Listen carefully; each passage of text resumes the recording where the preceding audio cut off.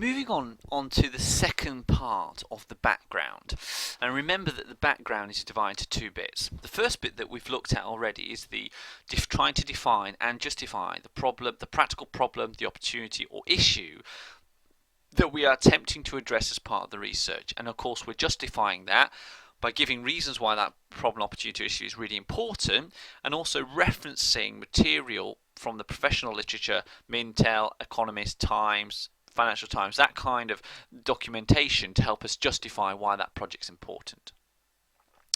The second part of the background is called the literature review. Now, this is looking at behind the scenes. Now, we've got academic literature, academic research, academic theories, all for every subject that we've got ever in the world. For your topic, for your research problem, opportunity, issue, you need to think about what are the theories that are connected or associated with my research topic. Okay. Now that can be easy for some people. If you've chosen a branding topic, fine, not a problem. There's theories about branding, but some topics are much newer, much more contemporary. Research topics on TripAdvisor, for example, might not have a lot of academic writings and theories out there about it. However, you have to think out of the box a little bit and think, well, what theories are there that could be connected to my topic?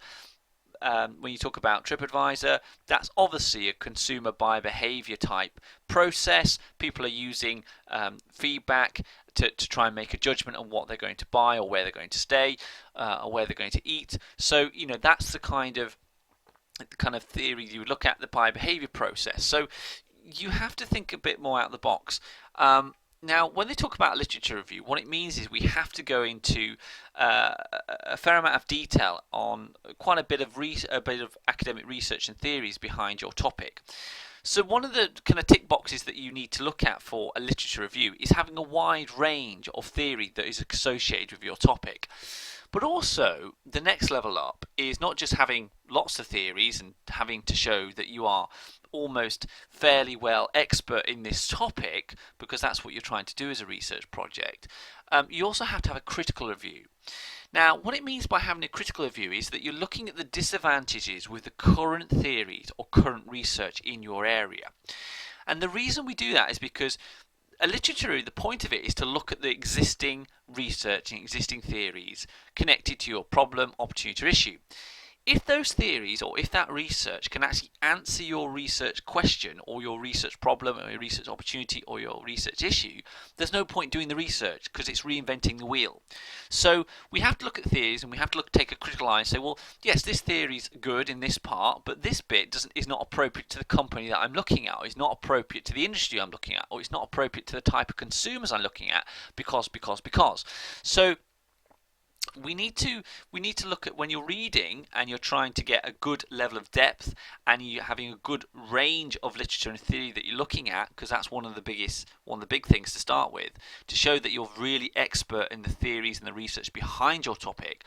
You need to have a critical eye. What's the problems of your topic? Why doesn't those theories or that current research help you answer your research problem, your research opportunity, your research issue? Now, I would advise you to try and keep within the academic journal papers. So you need to be using Google Scholar. So go onto Google, go onto the other tab at the top, find Google Scholar and type in keywords that you think are associated theories to your topic, and you'll start finding journal papers, and then you can go and get them through Pearson College. EBSCO is a database that you can use through Pearson's OLE. You can search that. So journal papers are great because they are much more contemporary. They're much newer research. Where the textbooks are okay, and if you're at level 4 and you're at level 5, they're okay. But actually, what you want to be doing to get the really high marks is start looking at the journal papers, because that's where the much more in-depth research is, the much more in-depth theories, and that's where you'll find papers that are more closely associated with your research topic. So that's the skill there. And of course, what you want to show the examiner is that you're an expert. You understand all the theories behind this stuff, and you understand a wide range of theories, but you understand also the disadvantages of these current theories. So when you're trying to be critical of this research that you're reading, try to outline why it's not going to solve your problem, opportunity, or issue that you're trying to look at, and say why it's not appropriate anymore. Is the research not appropriate because it was conducted in the fashion industry? Well, actually, you're researching the food industry. Is the research inappropriate because they only looked at they did interviews with 2 banks? Well, you're actually looking at 4 banks. So you can actually criticize these things, but by taking a very critical eye and thinking, what is it appropriate? Does it fit? Does it help me answer my question, my opportunity, my issue? If it doesn't, say why, and try to back that up with some form of referencing to say, well, no, this isn't because X and Y said these. The critical skill is much more a level 6 skill. So level 4, level 5, what you need to be doing is thinking about getting a lot of research, a lot of data, a lot of theories down. That's the big tick box for you. Level 6, you've got to be critical. So if you can get being critical in level 4 and 5, great, fantastic. So just bear that in mind. When you're talking about being critical, question whether the theory can help you solve your problem or not, and if it can't, say why. But also, some theories might be really useful in helping you. So don't be afraid to say, well, this is useful because it seems to fit this, that, and the other. So don't be afraid of that. But, just for the start, to get started with, you need to make sure you start reading to get all these theories that are associated with your work together. So what I want you to do now, just again pause the recording and spend 5 to 10 minutes brainstorming keywords. Now, what I mean by keywords is keywords that you would use to find theories that are associated with your research. So if I'm doing a research topic on suggestive selling, that's the term I would use. If I'm doing a research topic on TripAdvisor, maybe it's going to be consumer feedback, or it might be buyer behavior online. I need to work out the keywords I'm going to use to search the databases, the EBSCO database, the Google Scholar database, to find my journal papers. So that takes a task, because some of you will be really easy. You're doing sales, you're doing international expansion, you're doing ethics, whatever you're doing. But some of you are much more difficult, and you have to think about the keywords, and you're going to have to try all sorts of different keywords to find the papers that are going to be more interesting and more relevant to your topic. So spend 5 or so minutes drafting those keywords. Pause the recording, and then you can use those keywords to go and do your searching later.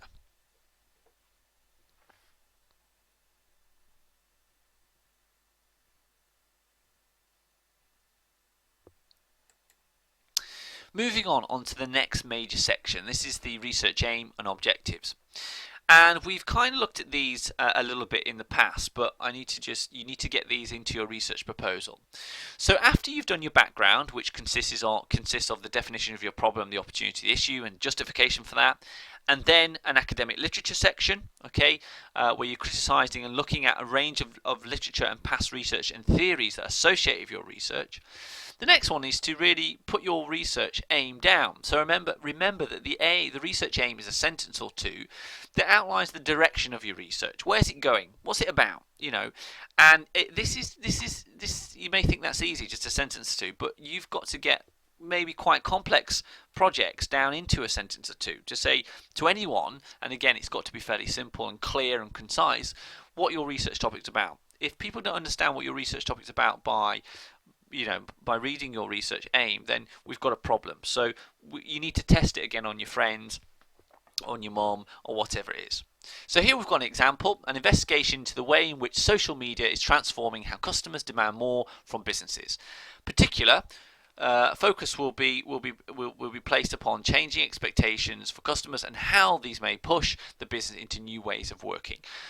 Relatively straightforward, not laden with terminology. It's fairly straightforward. So that would be something that would be quite good. A sentence or two, that's all.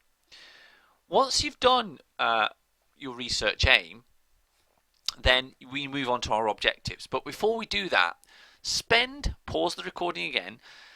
Spend 5 or 10 minutes just drafting out your research aim. Hopefully by now you'll have a good idea of what your research project's about. Now just spend 5 or 10 minutes drafting out a sentence or two of what your research aim could be. leave that to one side and listen to the rest of the recording, and then test that research aim that you've written down on a friend and see if they understand it and make sure it's quite clear. If it's not, redraft it. So spend 5 minutes or so, 5-10 minutes, just drafting out a research aim that you can test on someone else, and we'll move on.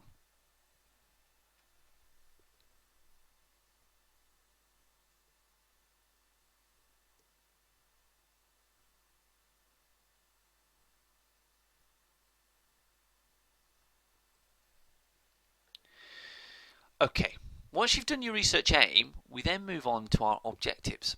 Okay, now research objectives, and these are basically providing the detail what actually you're going to do. And there's a fairly straightforward format to this. Now, this is what catches people out, because this is advice that's being given, and people follow it, and that's fine, no problem. But then people just ignore it, or they don't even listen to this recording, and of course they give research objectives which are completely bizarre. So obviously you're losing marks left, right, and centre. So try to stick to this format if you can. For research objectives, what you're trying to do is they're tasks, basically. They're tasks that you're going to complete and tick off as you're doing your research project. There tends to be 4 or 5. If you're at level 6, a final year of your degree, then 5 is going to be what you're going to look at. If you're at level 4 or level 5, first and second year of your degree, then 4 is going to be fine. There's a certain format to these. The first objective always links to the review of the literature. Okay, that's one of your major tasks. One of the major things in any research project is going over the journal papers, going over the textbooks, and finding research and finding theories that are related to your topic, and going over them to make sure that your topic can't be answered by the current research and by the current literature. Okay, so that's one of the first major tasks, and that's always your first objective. The last objective tends to be an objective that talks about discussing the implications and making recommendations to various parties or various stakeholders. And I'll give you some examples of these in the next slide. And then the middle ones are actually the objectives that you're going to do your research. I'm going to survey certain consumers in a certain store or whatever it is. And I'll show you an example here. So here we are. Here's a set of objectives. We've got 4 research objectives here. The first one, remember I said, is to review the literature in the area that you're focusing on. So here we've got, as an example, to critically review the literature concerning dynamic capabilities and business agility. Fine. If you're doing a topic on suggestive selling, it would be to critically review the literature on suggestive selling, and sales techniques. Fine. Okay. Look at the last one now. Okay, remember the last one is always the objective that is talking about discussing the implications of the research and making recommendations. Here, to discuss the implications of customer expectations and make recommendations to government, business, and academia. Again, use these formats. Don't be afraid to use these formats, but you're going to have to change them, because you might be making recommendations to a certain company, or you might be making recommendations to a professional body, or marketeers, marketing managers. You might be making recommendations to a board of directors at Skoda, whatever you're doing. Okay. But the research that you must be able to adapt them. But always think, first one, it needs to be critically review literature, whatever that literature is. The last one needs to be discussing the implications with the research, okay, and making recommendations for various stakeholders. Okay, there will always be various stakeholders. And when it talks about making recommendations for academia, that would mean where could the research go next? What's the next level of research? Where would you want the research to go? Because maybe you found something out interesting and you think actually the research could go in a certain way. So the last one, make recommendations for various parties. The first one, critically review the literature. Now, let's come to the middle ones. The middle ones are your actual research tasks. These are the things you're actually going to do. So here we've got to identify how customer expectations are influencing business practices. Well, to achieve that objective, to identify customer expectations, I'm probably going to have to interview some customers. How am I going to see if it's changing business practices? I'm probably going to have to interview some managers in a business. Fine, okay? My research methodology will tell me how I'm going to achieve that objective, okay? But first of all, we need to set the objective. The next one, to investigate the expectations of customers in this dynamic environment. I don't know which dynamic environment, but it will be a dynamic environment. To discuss to investigate the expectation of customers.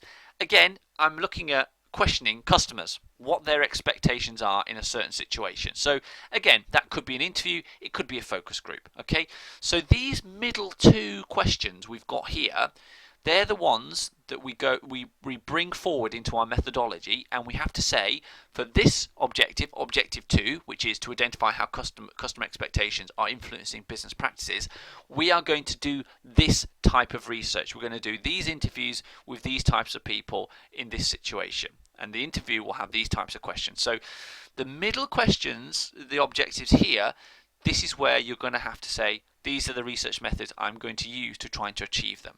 Okay, the other two, the literature, you don't need to do anything in your methodology, and the last one, you don't need to do anything. That's the kind of top and tailing of the objectives. Fine. Okay, now you understand a little bit about objectives. Pause the recording, spend 5 to 10 minutes putting together a set of draft objectives. Again, they don't need to be perfect, but I want you to start thinking about and drafting them up so you've got something to start working on.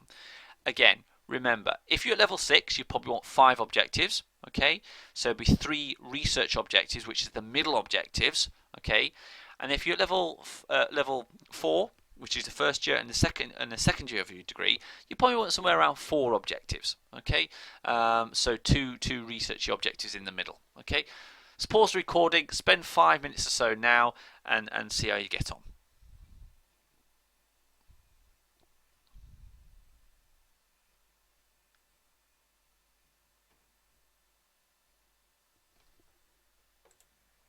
Right, moving on.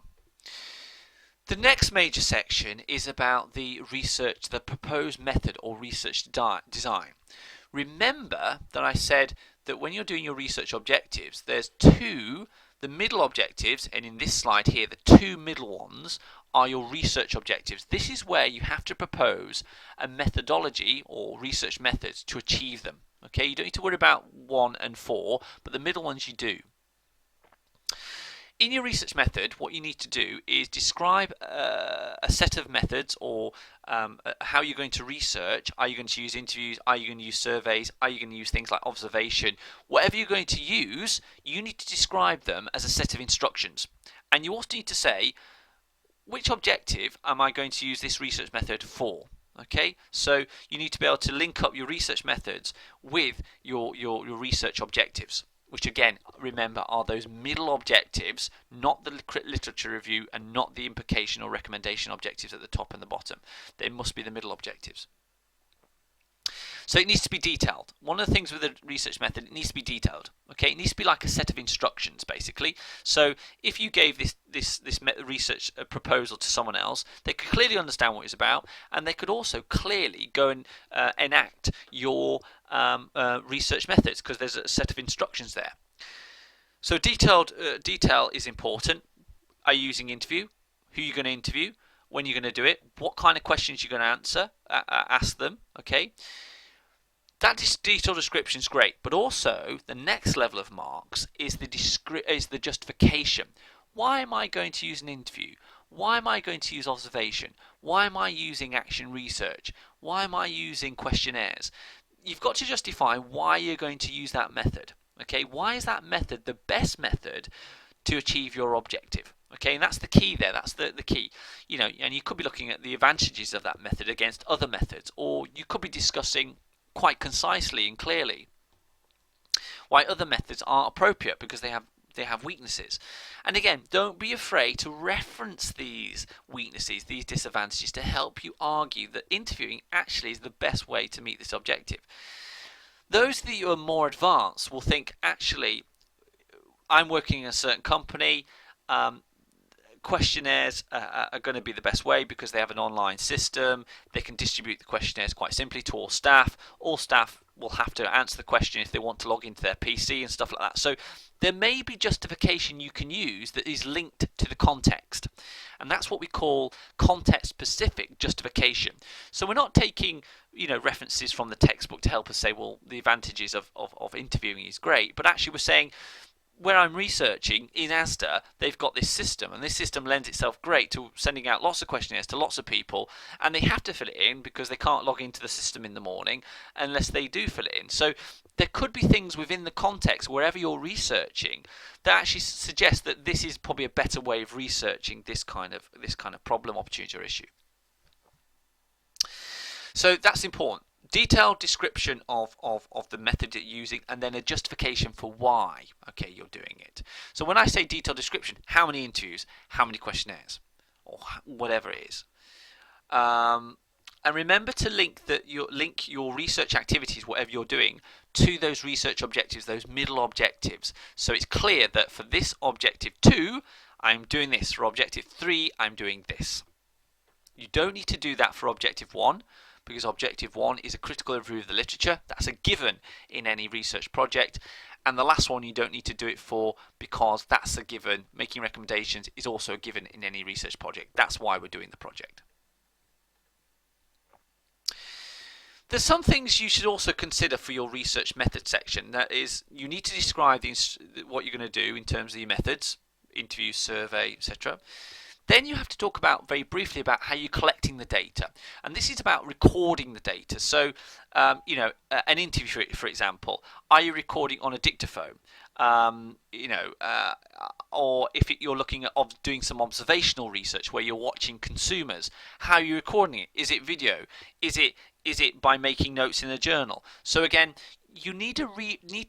If you think interviews are best, you need to read forward a little bit in the textbook to make sure that you know how to record an interview, and that's the best ways to do that. So you can write this in and reference it into your research proposal. The other one that I want you to focus on a little bit, and not too much because it's a bit advanced at this stage, but is data analysis. Now, with data analysis, this really sets the kind of first class students away from the kind of 2-1, 2-2 students.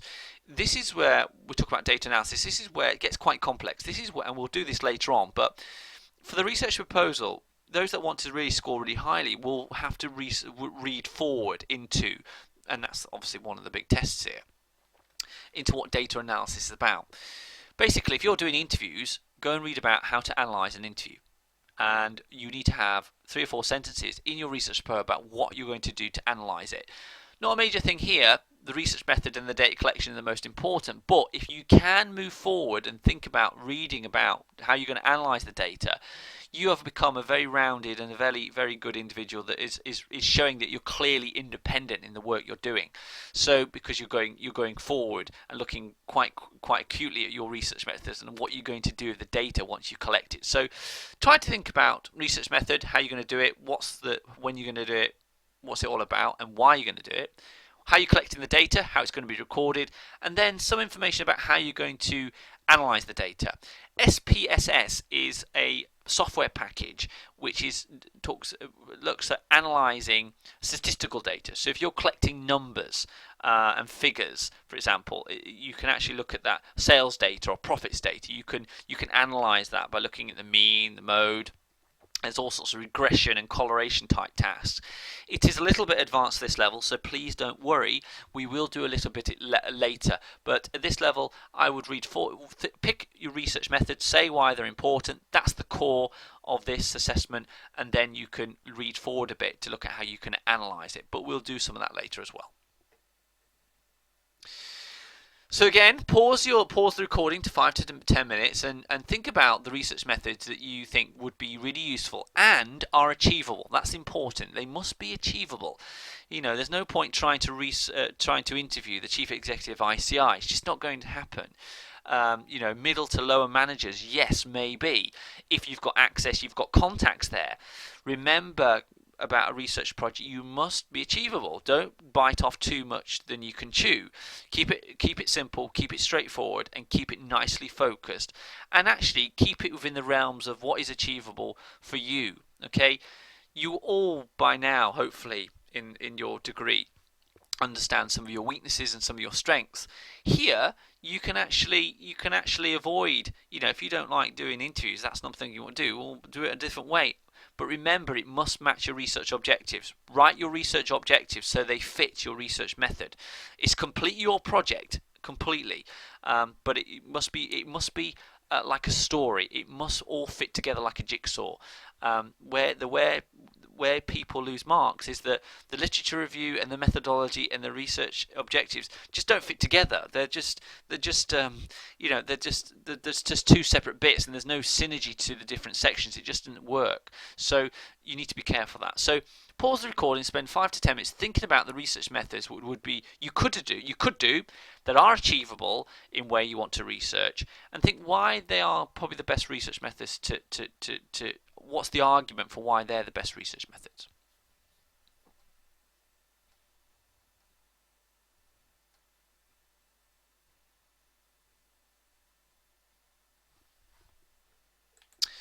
Moving on into the latter bits of the proposal. And just one point, if you are thinking about if you have a word limit for your research project, then you need, or a page limit maybe, and again you have to refer back to your coursework brief to understand what the limits are on your individual unit for your research proposal. But remember that the big sections are your literature review and your background, where you describe the opportunity, the problem, the issue, and you justify that, and then your literature review, that's a big section. And your methodology is also one of the major sections. Things like the objectives, things like the project management section here are the minor sections. So the words should be spread heavily on the background, okay, and the methodology. They're the two major sections.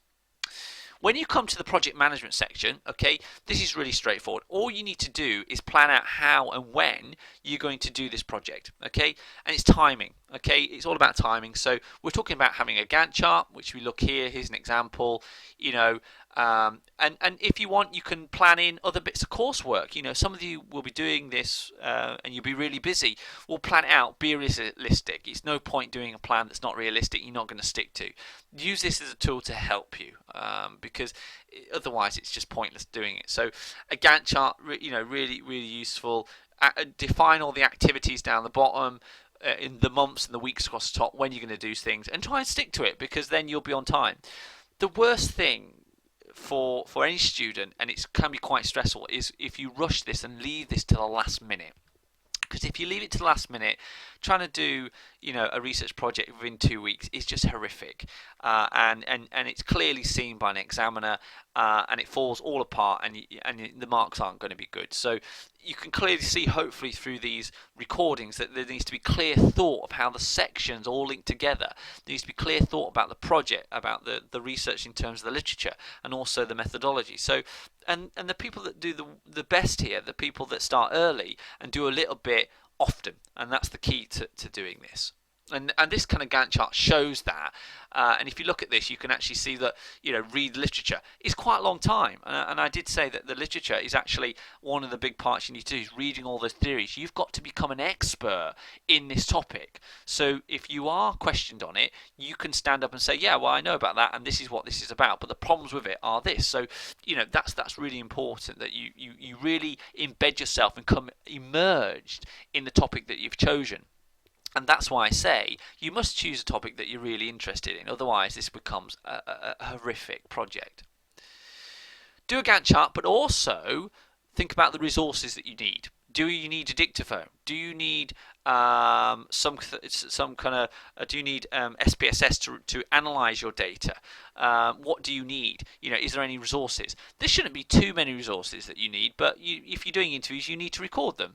You know, if you need you want to do questionnaires through SurveyMonkey, then you need to register a SurveyMonkey and use SurveyMonkey and all that kind of stuff. So, you know, don't be afraid to do that. The other one you should be looking at here is any risks. Could there be anything happen? What if the people you want to interview, you can't get to interview them? Who else are you going to interview? What's the backup plan? So some kind of contingency planning is important here. So be a bit self-critical. You know, what are the risks that you need to consider? So again, pause the recording for a little bit if you want to. Spend 5 to 10 minutes planning out timescales, resources, potential problems, and then you can move on. But it just sketch out a few bullet points and stuff just to get you going, so you have literally done a little bit for your research project already. So pause now if you want to. If not, wait for a moment and we'll move on.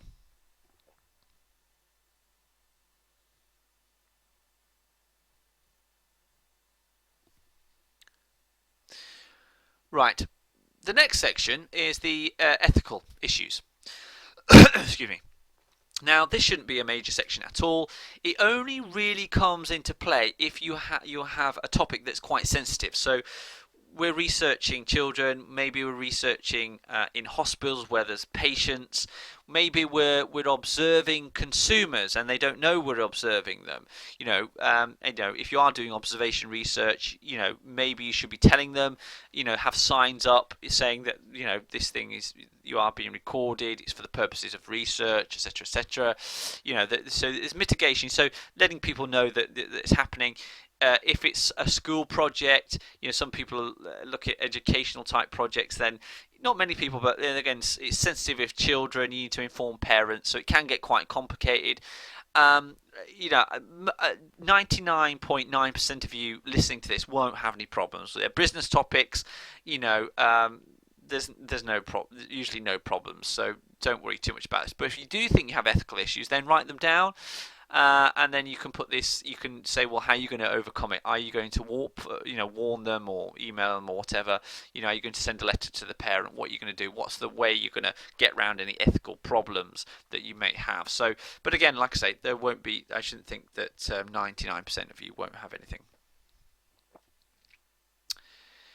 If you want to now spend 5 minutes just thinking about if there is any ethical issues, fine. If not, wait a few seconds, then we'll move on.